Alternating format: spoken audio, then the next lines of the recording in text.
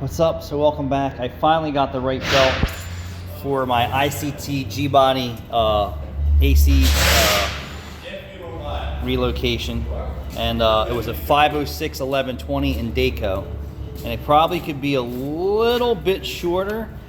Here's the tensioner maxed out areas, and it's got some room to stretch a little bit, so I'm going to order one a little shorter.